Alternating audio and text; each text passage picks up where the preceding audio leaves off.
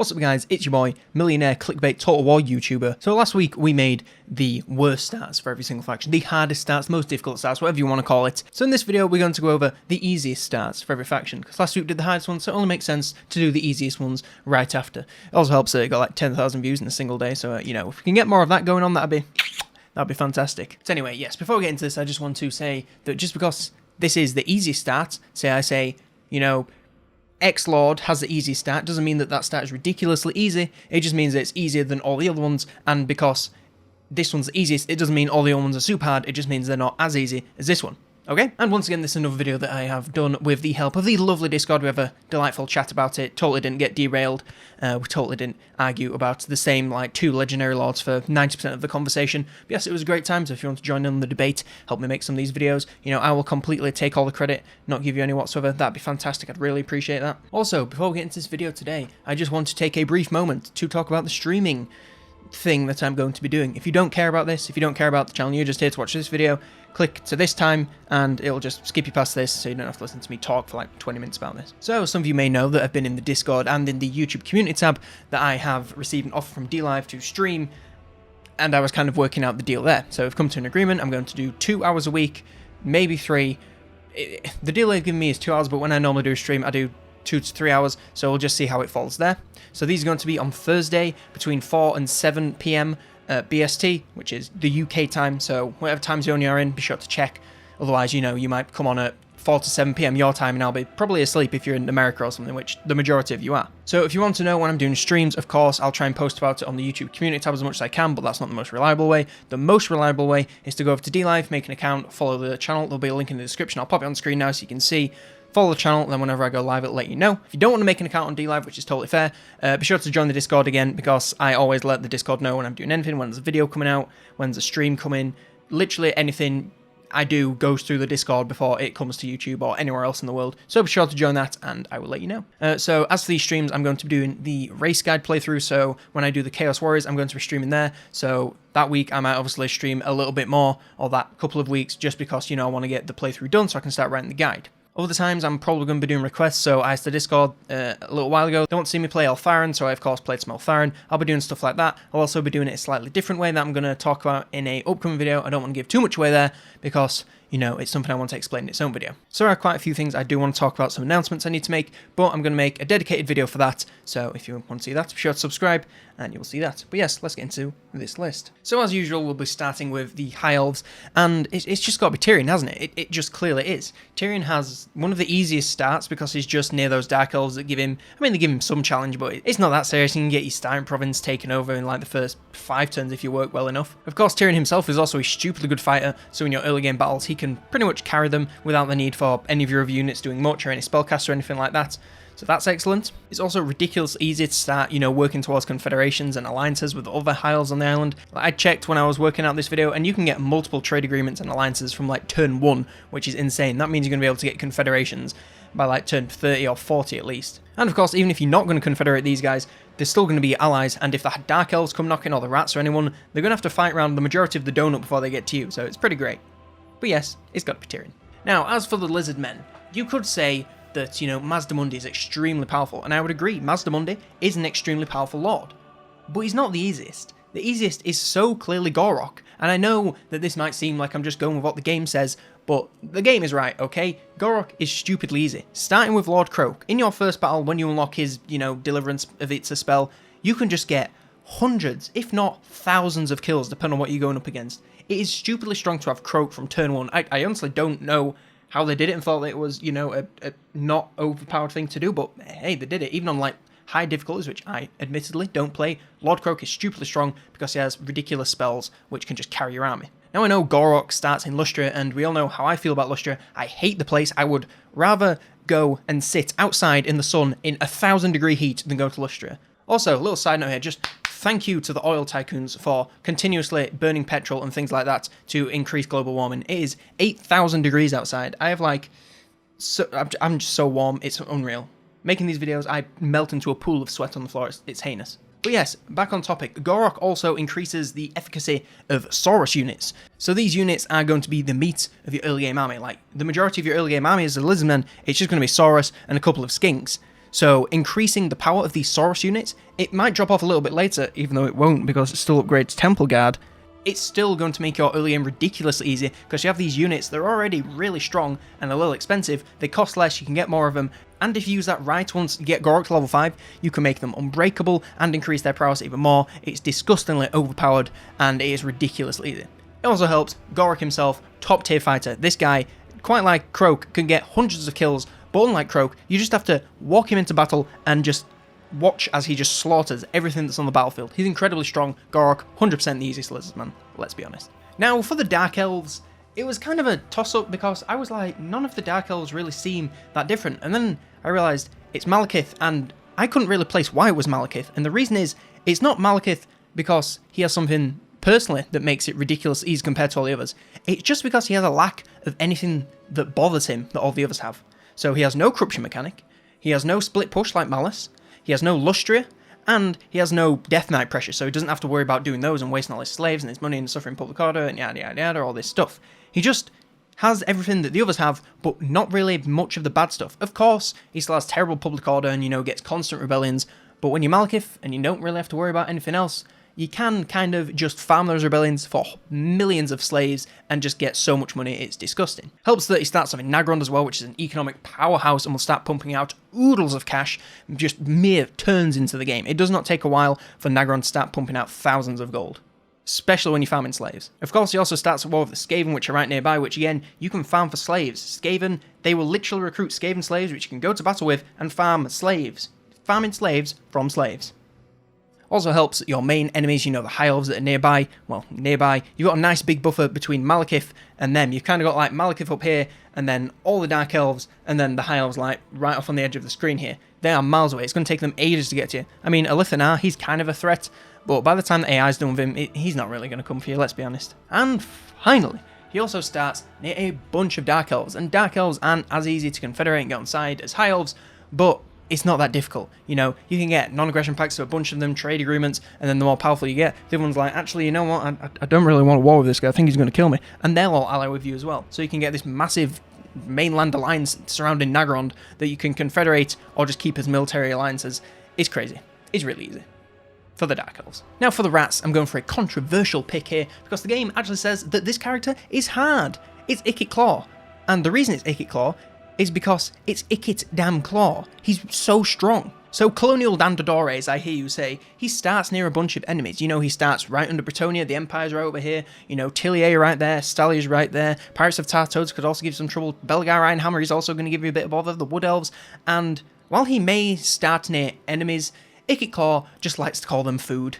He can just walk into those, shoot them with his rattling guns, pick up the bodies, and just, send them off to the Empire to munch on those. His starting units of Rattlings, Jezzails, and Doomflayers, that's ridiculously strong. Rattling guns are some of the strongest Skaven units if you can just continuously get them shooting, which the majority of the time you're going to be able to, because in the early game, the enemy doesn't really have that much artillery, so they have to march towards you if they want to attack you. So you can just set up your line of rattling guns, shoot at them, and there is nothing they can do. They will just die so fast. And even if the army that's coming for you, it's too strong, they've backed you into a corner, they're all coming on you, all the units moving in at once, you have a nuke. You have tactical nukes that you can call in to just annihilate anything that's left on the field.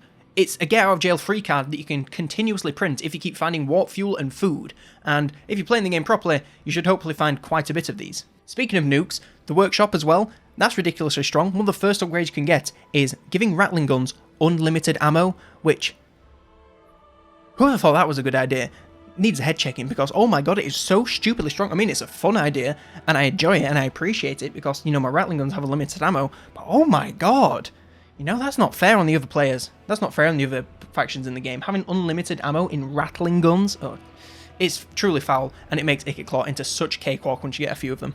And finally, because you're the rat, you can make undercities, and you can start to siphon off gold and food. So, if you're thinking, oh, I'm running a little low on cash money or food here, I'll just establish an undercity under Altdorf, Lorven, Nagarond, and you can start siphoning some money and some food from them at the same time if you play your cards right.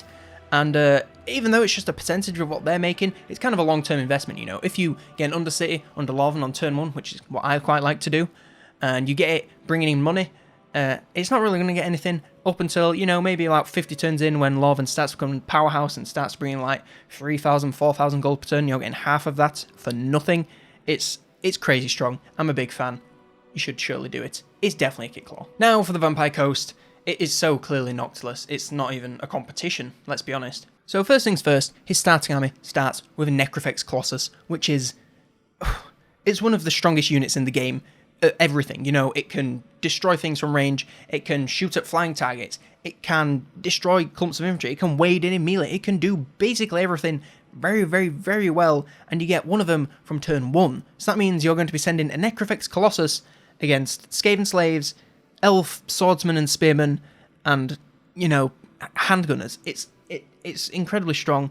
The Necrofex Colossus carries your entire early game battles, it makes it in such a cakewalk.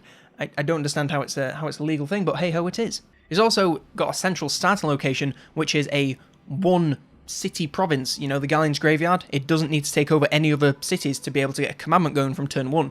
And I know commandments aren't, you know, the best thing in the world, but having one going from turn 1 is actually really strong and can give you, you know, if it gives you 1% increases on whatever per turn, you know, that's going to be 1% increase every single turn, whereas most other factions have to wait, you know, 5 or 10 turns before you can start getting those bonuses. It's incredibly strong. Also helps that one of his faction effects allows him to recruit more from his ship, so once he gets his ship built up a little bit, he's going to be able to recruit more units faster and fight faster. It's... oh my god, he's so strong!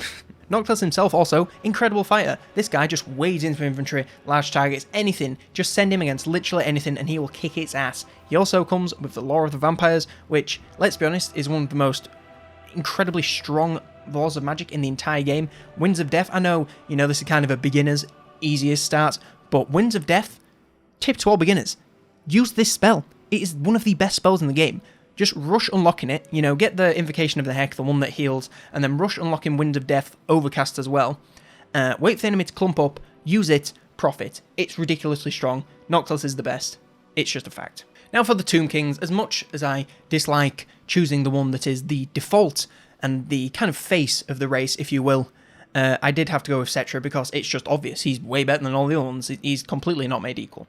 His campaign bonuses are absurd. They just make his campaign easier in literally every aspect. And when you compare them to the other Tomb King campaign bonuses, Cetra got some severe preferential treatment. I'm just saying, man. So he gets better public order, which means you can save on building public order buildings, especially when you're playing the Tomb Kings. You are strapped for cash, so having improved public order and you don't need to build a building to improve it, that's pretty strong. He also gets quicker growth, which allows him quicker expansion into new territories. So, you know, you can take over a bunch of cities, take over a new province, and boom, it's got improved growth. It's growing faster, it doesn't have as bad public order, it just makes expansion into way more of a breeze. His starting units, once again, incredibly gross, and let's be honest, it's mostly the War Sphinx. The other two, you know, the Skeleton Chariot, and I can't remember the other one, that's how little I care. It's just all the War Sphinx. It's just foul. Cetra himself, incredible fighter. He goes in with the halberd, he can fight infantry, large targets, it's pretty much like Noctilus. Incredible armor-piercing damage, can go against literally anything and come out pretty much alive. It doesn't have access to the Law of Vampires, mind, but it does have access to the Law of Nehekara, which it's not the best, but again, it's an incredible melee fighter that also has access to a Law of Magic, which is a great combination.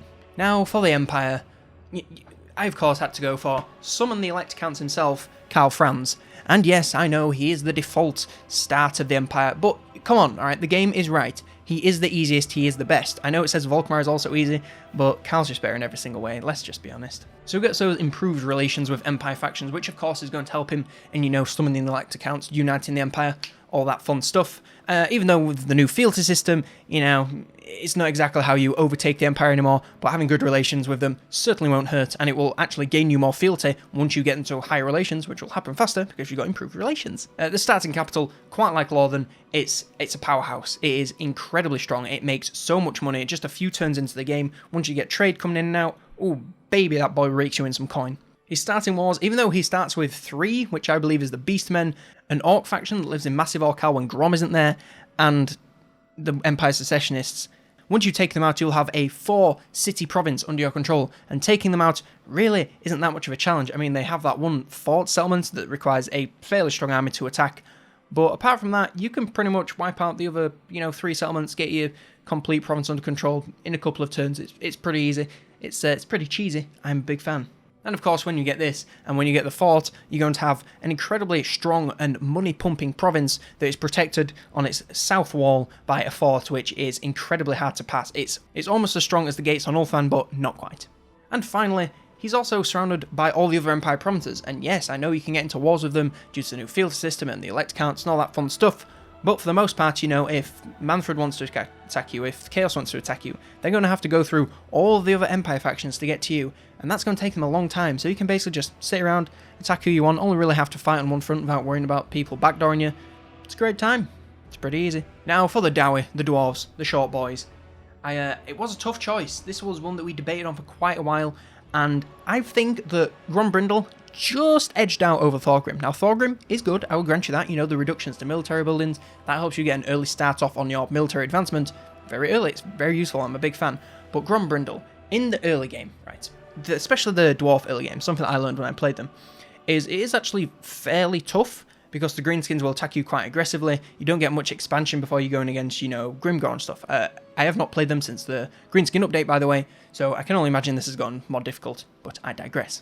Yes, they do have quite a difficult start because of all the fighting, but when you have Grombrindle, he is insane. He's so strong at fighting, and he improves the army. It's going to make it so much better. Yes, I know that Thorgrim will allow you to recruit more and, you know, make it all cheaper, but Grombrindle can account for this by just being too angry to die. He is so strong. He also makes the entire army have more leadership, which means they'll stick around longer, and Dwarves stick around basically until they're dead anyway, so increasing this by 10 leadership, yeah, they are literally not running away. It basically makes your whole army pretty much unbreakable until they are, like, completely dead and you get army losses. But at that point, you know, you're going to lose the battle anyway. That wasn't anything to do with leadership. With Power of the Ancestors, you can pick one of 4 bonuses. It'll improve, like, your units, replenishment, research rate, upkeep. Grombrindle himself, you can pick one of 4, so depending on what aspect of the game you're struggling with at that point, you can pick that one. You can pick that one, and it will just push your faction into the stratosphere. Also, when you are leveling Grombrindle, his skills improve the faction as a whole, so his entire blue tree is completely different to any of the other dwarf blue trees. You know, he can get recruitment reductions, increases to casualty replenishment, increases to move range, upkeep reductions, recruit rank improvements. He has one of the best blue skill trees in the game, and of course it is very nice to get these skills when you're playing Thorgrim, but you have to wait until you can unlock him, whereas when you're playing Grombrindle, you can get them from turn 1 and have these improvements carrying you through the entire game. And one final thing, he also gets improvements to evasion when using the underways. Now, in the early game of the Dwarfs, the underways are pretty essential for, you know, escaping, getting into attack, backdooring the Greenskins. There's a whole strategy around it. I'm quite a big fan. I do really enjoy a little bit of underway ganking. It's one of my favourite things, but I digress. And having improved evasion chance when, you know, so say, you know, you need to get under Grimgor, having 60% improvement to evasion chance, that is going to save your ass so many times.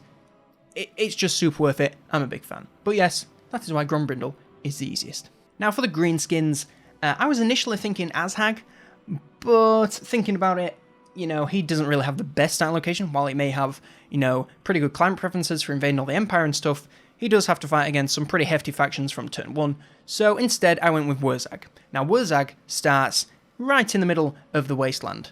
Kind of near the top, but, you know, more or less in the middle. And he's surrounded by a couple of other Greenskin clans, a couple that he's at war with.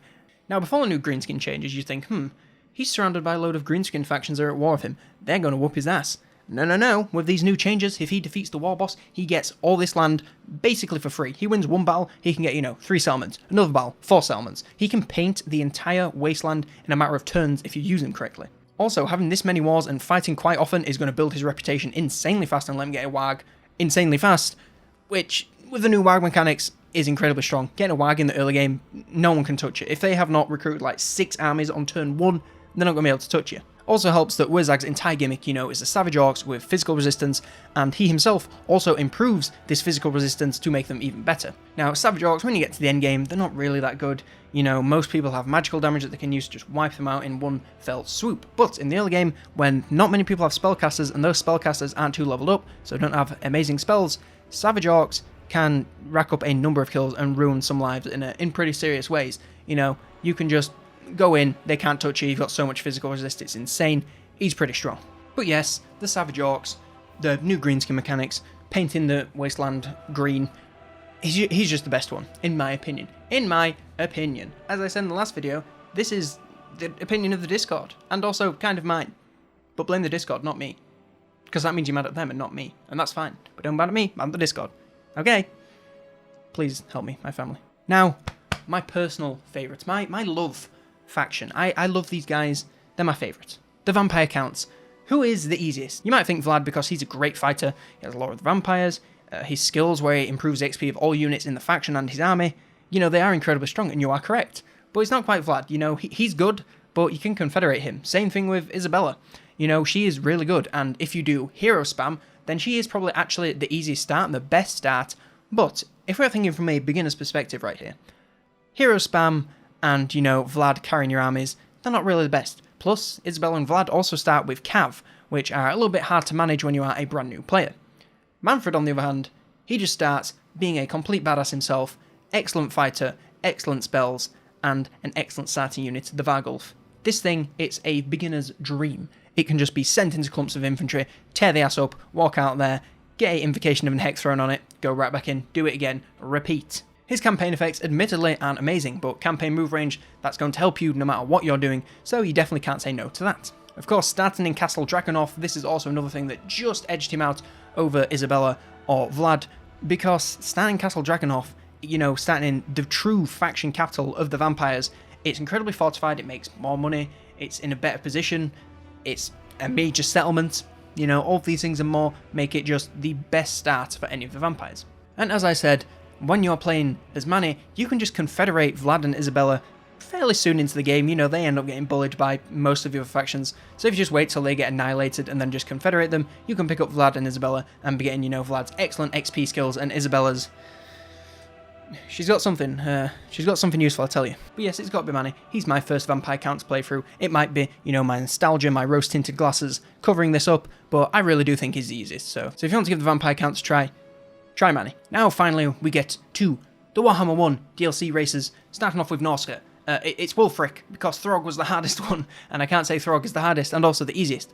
And it is also true. Wulfric is easier. He gets improvements to Marauders, which are, you know, your starting units, and you're going to be using them a lot in the early game. So reducing the upkeep, improving them in battle, that's of course going to help. Wulfric himself also has Siege Attacker, which means you are not going to have to waste a bunch of turns sitting around waiting for siege engines to be built. You can just walk in, knock on the door, boof, kick it down, and then you're in. You take a city, you don't need to wait around, you know, waiting to be ambushed by an army reinforcing.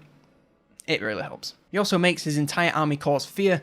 Causing fear is something that is normally reserved for the likes of the Vampire Coast and the Vampire Counts, but having every single unit in your army cause fear can make the enemy army just dissipate without you even really needing to fight them as much. You know, fear, it's just a constant, it's not terror, it doesn't make them run away instantly, but it's just a constant drain on their leadership before they just slowly slip away and can't take it anymore and have to run off the battlefield, terrified of what's behind them. It's really useful. Wulfric himself also has a cast of Seafang, which, while it isn't the most visually impressive or even statistically impressive spell in the game, it's still pretty useful, and he's an incredible fighter by himself, so giving him a spell helps even more. Now, Bretonnia, the Simp Lords, it's got to be Fey Enchantress, and yes, I know, Luen, he is actually probably the better Lord, and once you get past his first couple of turns, he probably is actually the easier Lord.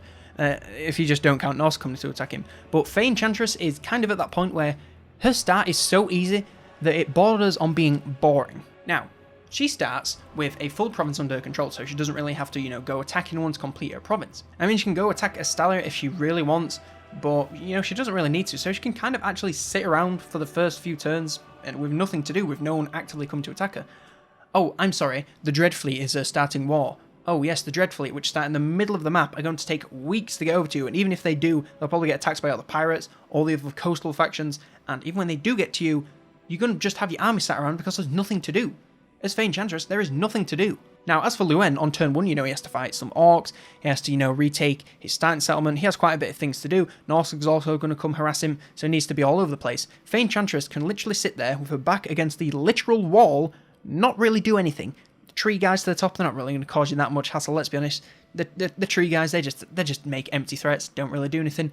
Everyone else surrounding you is pretty much a Bretonnian or a Estalia.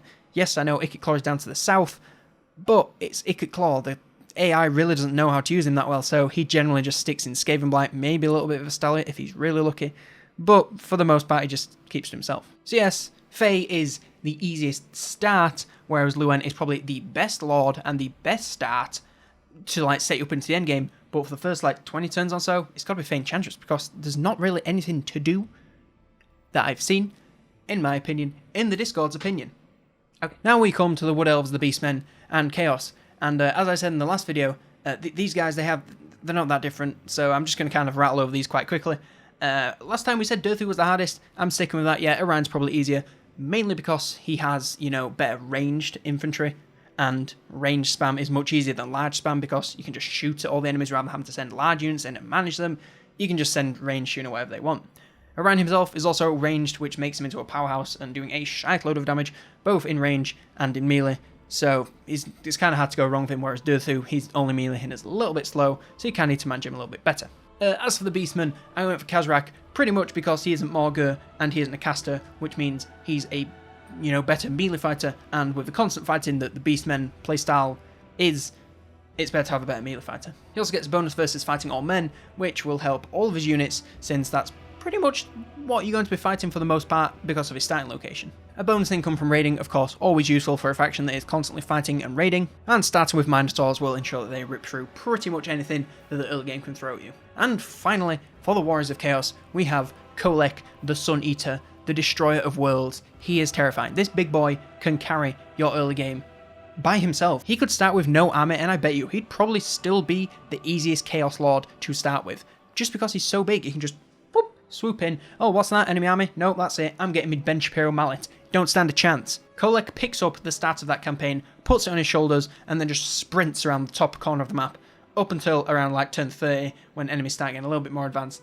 Then it probably tapers off a little bit. But yes, he's definitely the easiest. So yes, I believe that concludes everything on the easiest or best start for every single faction. It's just a better title, let's be honest. So yes, if you enjoyed this video, be sure to leave it an epic like. If you know, agree with these easy starts, leave a comment with anything that you have to add, thinking, maybe Luen does have the easier start. I would like to fight my opinion here. Be sure to leave that down below, and I'll be sure to read that and leave a snide reply. Of course, as I said at the beginning, if you want to join in a discussion about any of these videos, this is what I'm kind of doing for Mondays now, you know, getting some discussion going on Discord. It's real fun. There's also a lot of nice people in there to help you with any questions that you might have. Of course, I'm always lurking around, so be sure to join it, and it should be epic. If you want to see more Total War videos, I'm doing guides, I'm doing streams, I'm doing pretty much anything I can think of that will rake me in the millions.